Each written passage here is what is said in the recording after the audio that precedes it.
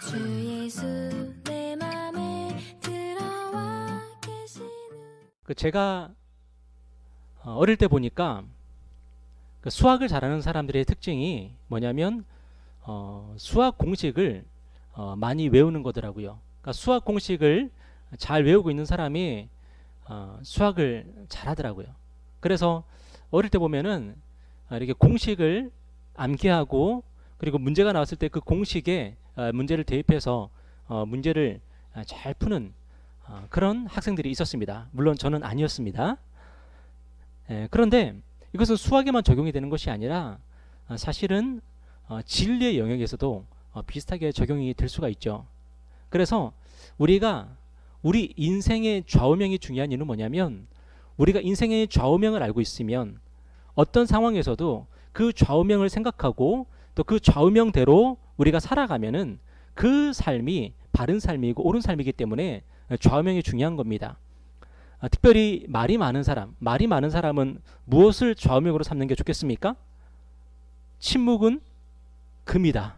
그죠? 저도 어렸을 때 처음 영어를 배울 때 그 영어 아마 속담이었던 것 같은데 격언이었던 것 같은데 웅변은 은이고 침묵은 금이다. 아직도 기억이 나요. 영어로는 기억이 안 나는데 우리나라 말로 기억이 나요. 웅변은 은이고 침묵은 금이다. 여러분 그러면은 우리가 학원을 다니면 어떤 학원을 다녀야 되는 거예요? 웅변 학원을 다닐 게 아니라 어떤 상황에서 침묵할 수 있는 학원을 다녀야 되는 거죠. 그게 지혜인 거죠. 이렇게 웅변은 은이지만 침묵은 금이다. 이것을 인생의 좌우명으로 삼고 인생의 공식으로 삼고 살아가는 사람은 정말로 위기의 순간에 말 때문에 망하는 경우는 없을 거예요. 물론 말 때문에 흥하는 경우도 없겠지만 쓸데없는 얘기해서 사람들에게 버림받거나 아니면 배신당하거나 미움받거나 하는 일은 없겠죠. 그렇게 우리 인생을 살아가면서 우리 인생의 공식은 참으로 중요한 것입니다. 이것은 유대인들에게도 마찬가지였어요. 예수님 당시 유대인들도 수많은 율법들을 가지고 있었어요.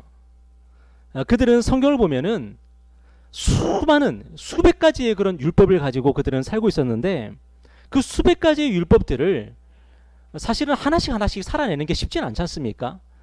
매일매일의 인생을 살아가면서 그 수백 가지의 율법을 떠올리면서 하나씩 체크해가면서 그렇게 인생을 살아가는 것은 어렵습니다. 그래서 그들이 무엇에 관심을 가졌냐면은 율법 중에서 그 수백 가지 율법 중에서 가장 큰 계명은 뭘까? 가장 최고의 율법은 뭘까? 그들이 그것에 대해서 항상 관심을 가지고 그것을 질문하고 답하면서 그렇게 살았습니다. 특별히 예수님 당시에 율법을 가르쳤던 사람들, 율법 교사들을 랍비라고 불렀는데 그 랍비들은 가장 큰 계명, 최고의 율법은 뭐냐 하면서 이것을 가지고 서로 토론을 했습니다. 이것을 위해서 이 랍비들은 수많은 율법 계명을 하나의 계명으로 요약을 하려고 했습니다. 다시 말해서 율법의 공식을 만들려고 했던 거예요. 그러니까 모든 순간에 대입을 하고 적용을 하면은 우리가 바른 삶, 옳은 삶을 살 수 있는 그 율법의 공식을 만들려고 했던 거예요. 그래서 가장 큰 계명이 뭔지, 최고의 율법이 뭔지 그들은 서로 토론하고 논쟁했습니다. 여러분 사도 바울 아시죠? 사도 바울의 스승이 누구죠? 가말리엘이라는 사람이죠. 이 가말리엘의 할아버지가 누구냐면은 힐렐이라고 한 랍비였어요. 힐렐. 이 힐렐이라는 랍비가 예수님 당시에도 가장 존경받는 물론 그 당시에는 이제 돌아가신 분이지만 많은 사람들에게 추앙을 받는 랍비였는데 이 힐렐은 율법을 어떻게 요약을 했는가 하면은 내가 싫어하는 일을 다른 사람에게 강요하지 마라. 너도 싫으면서 왜 다른 사람에게 강요하니? 이게 율법의 최고의 율법이라고 가르쳤어요. 여러분도 그렇게 생각하십니까? 내가 하기 싫은 일을 다른 사람에게 미루지 않고 다른 사람에게 요구하지 않는 것, 이것이 최고의 율법이라는 거죠. 여러분 그런데 탈무드 아시죠? 탈무드라고 하는 책이 있지 않습니까? 이 탈무드를 최초로 편집한 랍비가 있는데 그 랍비 이름이 아키바라는 랍비입니다. 처음 들어보신 분도 계실 텐데 이 아키바라고 랍비가 유대인들 사이에서는 아마 최고로 존경받는 랍비일 거예요. 근데 이 아키바는 율법을 어떻게 요약을 했는가 하면 내 이웃을 내 몸과 같이 사랑하라 이렇게 요약을 했어요. 여러분, 그렇다면 예수님은 율법을 어떻게 요약을 하셨습니까? 오늘 성경을 보면은 예수님은 율법을 하나님 사랑과 이웃 사랑으로 요약을 하셨습니다. 하나님 사랑과 이웃 사랑. 여러분, 아까 제가 힐렐에 대해서 말씀드렸는데 힐렐은 뭐라고 율법을 요약했습니까? 내가 싫어하는 일을 다른 사람에게 하지 마라. 다른 사람에게 요구하지 마라. 이거였어요. 그러니까 하나로 요약을 하지 않습니까? 아키바는 어떻게 요약을 했어요? 네 이웃을 네 몸과 같이 사랑하라. 이렇게 하나로 요약을 했습니다. 그런데 우리 예수님은 율법을 어떻게 요약을 하셨어요? 하나님 사랑과 이웃 사랑으로 요약을 하셨습니다. 그러면 율법을 몇 가지로 요약하신 거예요? 두 가지로 율법을 요약하신 거예요. 여러분, 이거 반칙 아닙니까? 다른 사람들은 율법을 하나로 요약하면 뭡니까? 그랬을 때에 네가 하기 싫은 일을 다른 사람에게 요구하지 마라 였고, 네 이웃을 네 몸과 같이 사랑하라 였는데, 예수님은 하나님을 사랑하고 이웃을 사랑하라, 이 두 가지로 율법을 요약하셨습니다. 여러분, 그러면 반칙 아닙니까? 여러분, 그런데 이게 반칙이 아니라 예수님이 율법을 이렇게 요약할 수밖에 없었어요. 왜냐하면 하나님 사랑은 이웃 사랑하고 뗄래야 뗄 수 없는 거고, 이웃 사랑은 하나님 사랑하고 뗄래야 뗄 수 없는 거기 때문에 그래요. 만약에 누군가는 이렇게 가르칠 수 있겠죠. 하나님을 사랑하라. 또 누군가는 이렇게 가르칠 수 있겠죠. 이웃을 사랑하라. 그런데 하나님을 사랑하는 것과 이웃을 사랑하는 것, 그리고 이웃을 사랑하는 것과 하나님을 사랑하는 것은 서로 불가분리의 관계예요. 서로 뗄 수 없는 관계예요. 그리고 하나여야만 해요. 이것이 늘 함께 가야만 하는 거예요. 그래서 우리 예수님은 하나님을 사랑하라, 그리고 내 이웃을 내 몸과 같이 사랑하라, 이 두 가지를 함께 말씀하신 거예요. 어떤 이들은 하나님을 사랑하면서 이웃을 차별하거나 이웃에게 해를 가합니다. 여러분, 이것은 하나님을 사랑하는 걸까요? 아니면 하나님을 사랑하지 않는 걸까요? 하나님을 사랑하지 않는 거예요. 하나님을 사랑한다 하면서, 우리 하나님을 사랑합시다 하면서 내 옆에 있는 사람, 나의 이웃, 나의 가족을 해를 가하거나 차별하거나 무시하거나 한다면 그 사람은 결코 하나님을 사랑하지 않는 거예요. 여러분, 그 유명한 탈레반 있지 않습니까? 탈레반이 어떤 사람들입니까? 그 사람들은 홀리워, 그 사람들은 거룩한 전쟁을 싸우는 사람들입니다. 그 사람들은 신을 위해서, 알라를 위해서 총을 들고 사람들을 테러하고 쏴 죽이고 하는 그런 일들을 합니다. 여러분, 우리가 그 사람들을 보면서 와, 하나님을 정말 사랑하는구나, 그렇게 말할 수 있겠습니까? 그 사람들은 하나님을 사랑하는 게 아닙니다. 그 사람들은 알라라고 하는 그런 신을 상정해 놓고 자신들이 원하는 그 일을 하는 거예요. 요즘도요, 하나님을 얘기하면서, 예수님을 얘기하면서 자기들이 하고 싶은 일을 하는 사람들이 굉장히 많이 있습니다. 다른 사람들이 정말 싫어하는 일을 하면서, 다른 사람들을 힘들게 하면서, 어렵게 하면서 왜 그렇게 합니까? 라고 물으면 뭐라고 얘기해요? 하나님께 영광 돌리기 위해서, 하나님을 위해서 그런 일을 한다고 하는 사람들이 굉장히 많이 있습니다. 여러분, 우리가 하나님을 사랑할 때에 정말 우리가 하나님을 사랑하는지 어떻게 알 수 있습니까? 그 하나님을 사랑하는 것이 이웃을 사랑하는 것과 연결이 되고 있는지를 보면은 알 수가 있는 거예요. 마찬가지로 어떤 사람들은요, 이웃을 사랑한다고 말하면서 하나님에 대해서 무관심한 사람들을 봐요. 인류애를 말합니다. 인권을 외칩니다. 소수자를 보호하고 그 소수자를 위해서 우리가 힘을 써야 된다, 그렇게 얘기합니다. 그런데 하나님에 대한 얘기를 하면 들으려고 하지 않습니다. 하나님에 대해서 배우려고 하지 않습니다. 그리고 하나님을 왜곡합니다. 그러니까 성경을 읽을 때 뭐만 읽어요? 자기에게 이로운 것만 성경을 읽어요. 그러면서 인권을 얘기하고 인류애를 얘기하는 사람들 굉장히 많이 있습니다. 여러분, 그런데 그런 이웃사랑, 그런 인권, 그런 인류애, 그런 것들은요, 하나님을 얘기하지 않기 때문에, 하나님을 무시하기 때문에 무엇 앞에서 무력해질 수밖에 없냐면 상대주의 앞에서 무력해질 수밖에 없어요. 실용주의 앞에서 무력해질 수밖에 없어요. 여러분, 이웃을 사랑해야 된다고 말합니다. 차별하지 않아야 된다고 말합니다. 사람들을 존중해야 된다고 말합니다. 그런데 알고 보면은 자신과 같은 사람들을 품고 관용하고 포용하는 것은 굉장히 힘을 씁니다만, 나보다 더 열등한 사람들에 대해서는 오히려 역차별하는 그런 모습들도 우리는 흔히 볼 수가 있습니다. 얼마 전에 흑인들이 한번 이렇게 시위를 했던 적이 있지 않습니까? 미국에서. 그런데 그때 많은 사람들이 뭐라고 얘기했었냐면은, 오히려 미국에 가면은 흑인들이 동양인들을 차별하고 혐오하는 것들을 많이 경험을 한다 그래요.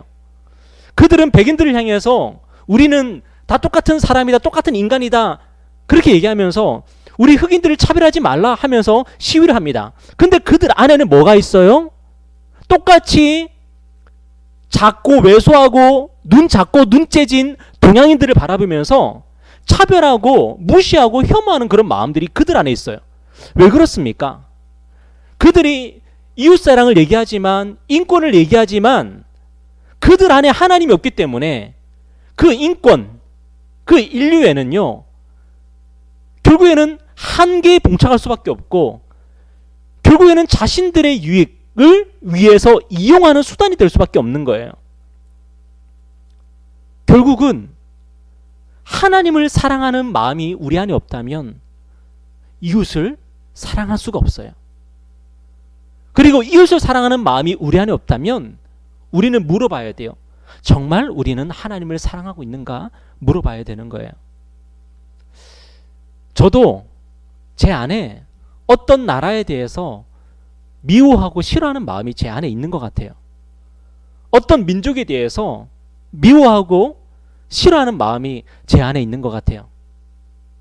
그런데 제 안에 어떤 마음 때문에 어떤 나라에 대해서, 어떤 민족에 대해서 싫어하고 멀리하고 싶은 그런 마음이 생길까요? 제가 정말로 하나님을 사랑하고 있지 않기 때문에 그런 거예요. 제가 하나님을 사랑하고 있지 않기 때문에 어떤 나라에 대해서, 어떤 민족에 대해서 자꾸만 편견을 가지고 보게 되고 그들이 싫어지고 미워지게 되는 거예요. 여러분, 요나라고 하는 선지자가 있지 않습니까? 어떤 선지자입니까? 하나님께서 요나에게 찾아오셔서 말씀하셨습니다. 아수르 니느웨로 가서 그들에게 하나님의 말씀을 전해라. 그들에게 복음을 전해라. 하나님께서 요나를 니느웨로 파송하셨습니다. 그런데 요나가 니느웨로 갔습니까? 안 갔습니까? 니느웨로 안 갔습니다. 니느웨로 왜 안 갔을까요?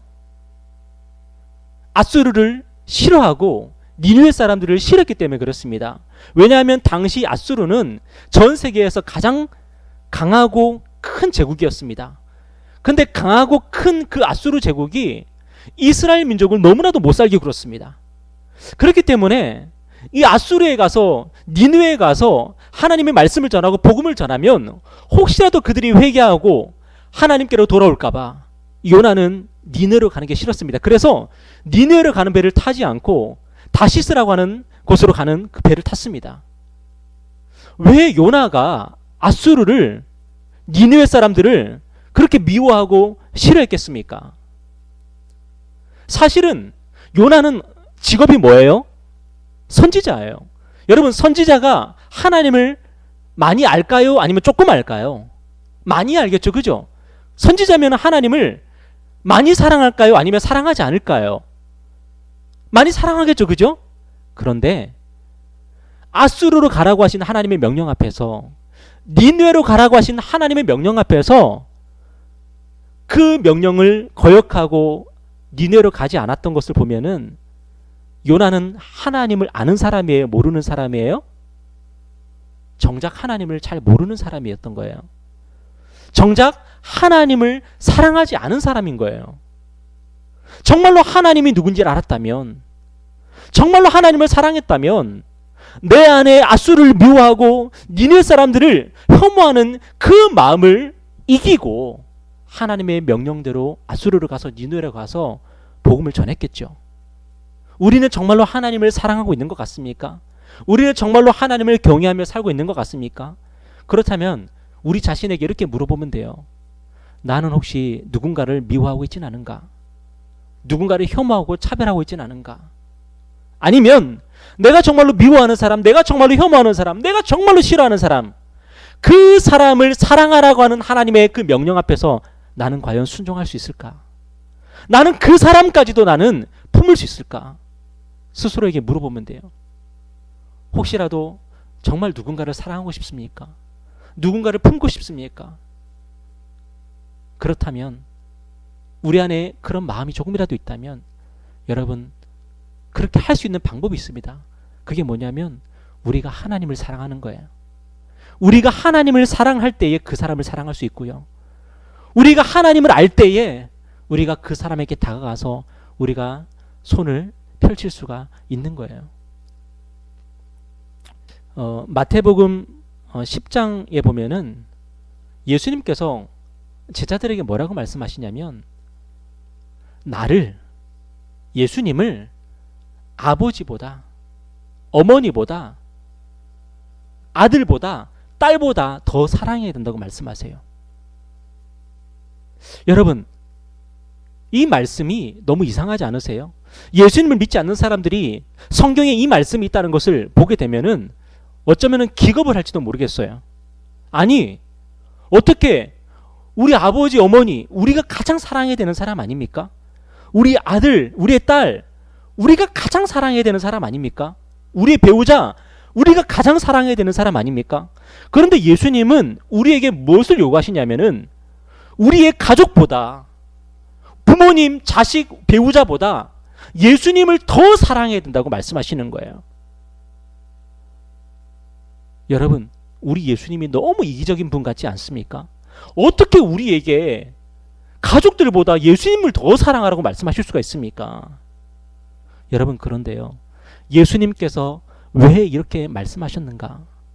우리가 예수님을 사랑할 때, 예수님을 진정으로 사랑할 때 비로소 우리가 우리의 가족들을 사랑할 수가 있고, 우리가 정녕 사랑해야 될 사람들을 우리가 그때 비로소 사랑할 수 있기 때문에 그래요.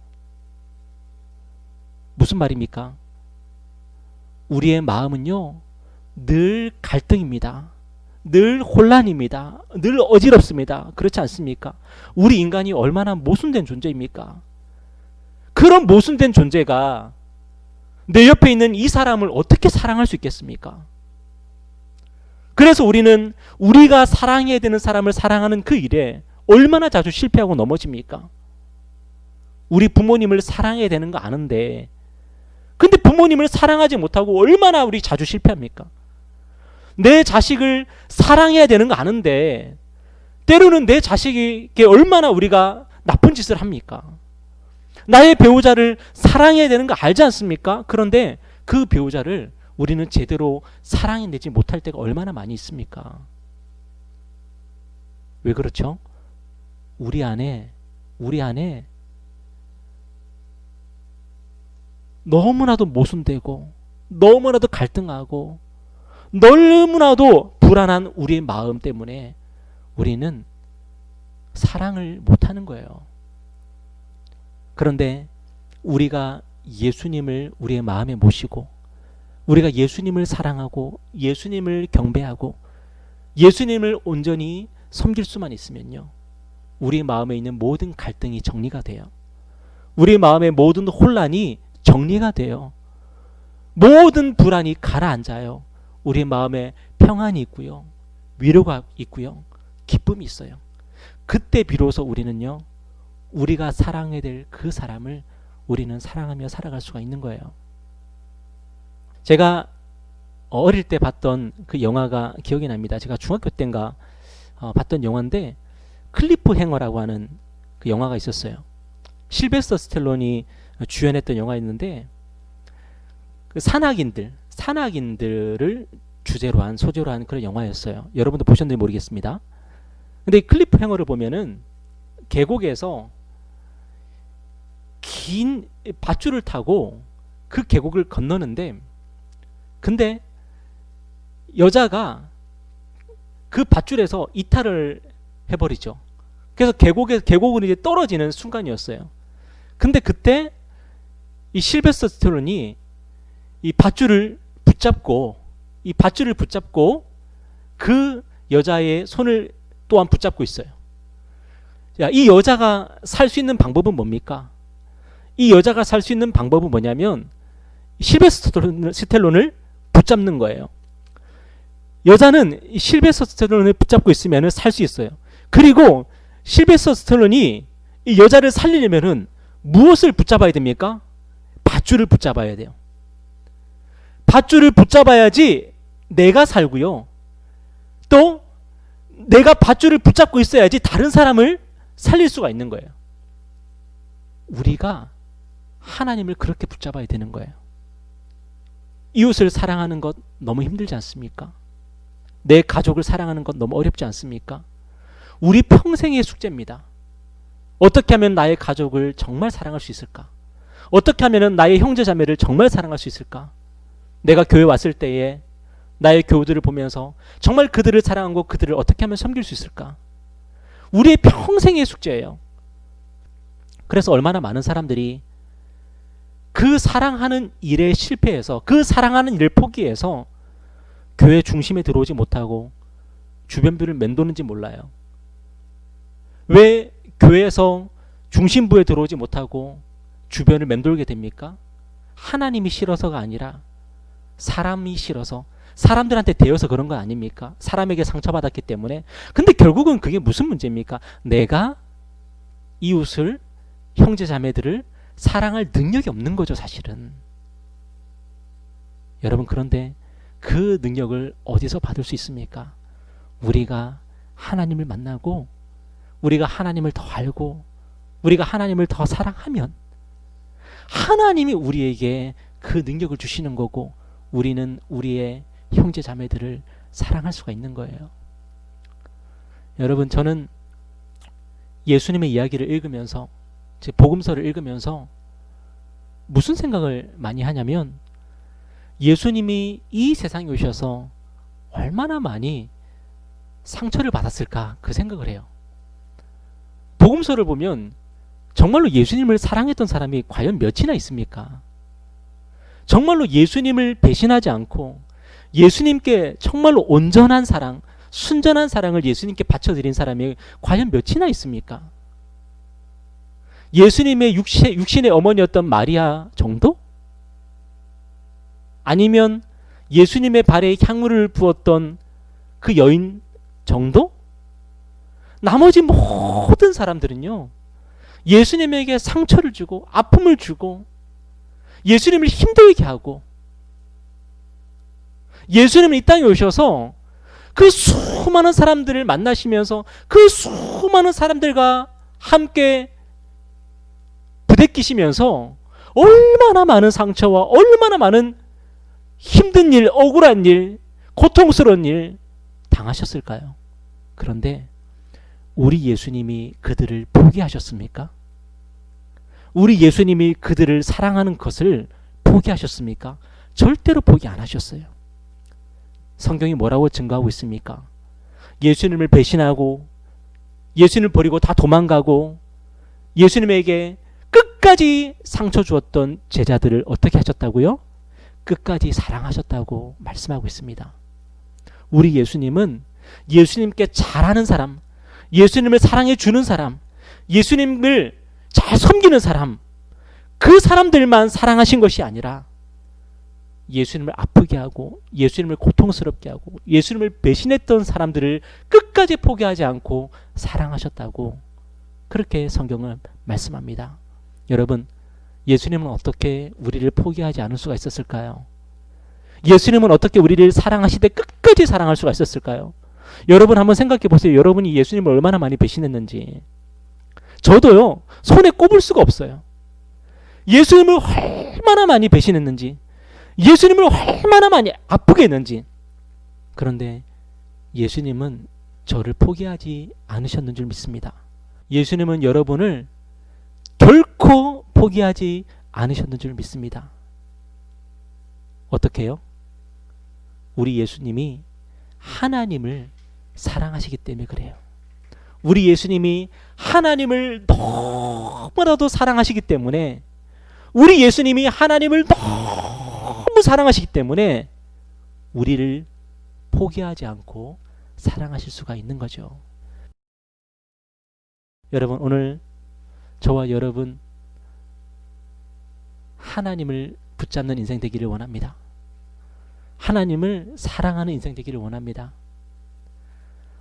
하나님을 더 배우고 하나님을 더 알고 하나님이 어떻게 우리를 사랑하시는지 깨닫는 인생 되기를 원합니다. 그렇게 우리가 하나님을 붙잡을 때에 우리는 떨어져가는 사람들, 우리가 끝까지 붙들고 그 사람들을 살릴 수 있는 거고, 우리에게 아픔 주고 우리에게 상처 주고 우리를 미워한다고 말하는 사람들까지도 우리는 품고 끝까지 사랑할 수가 있는 것입니다. 우리 예수님 이 땅에 오셔서 처음부터 끝까지 하나님 사랑하셨고, 처음부터 끝까지 하나님께 순종하셨고, 그래서 처음부터 끝까지 우리를 사랑하셨습니다. 십자가에서 죽으시기까지 우리를 사랑하셨습니다. 우리를 사랑하시면서, 끝까지 우리를 사랑하시면서 그 마음 중심에 누구를 사랑하셨다고요? 아버지 하나님을 사랑하셨습니다. 예수님께서 우리 안에 오셔서 우리의 모든 것을 정리해 주시고 우리에게 진정한 평안을 주시고 진정한 기쁨을 주시고, 그리고 우리가 그 기쁨으로 다른 사람을 섬기고 다른 사람을 사랑할 수 있는 그런 인생이 되게 하실 줄 믿습니다. 하나님을 사랑하고 이웃을 사랑하는 그 삶으로 다시 한번 헌신할 수 있는 삶이 되기를 바라고, 그래서 정말로 하나님을 기쁘시게 하는 그런 하나님의 종들 다 되기를 주님의 이름으로 축원합니다. 우리 기도하겠습니다.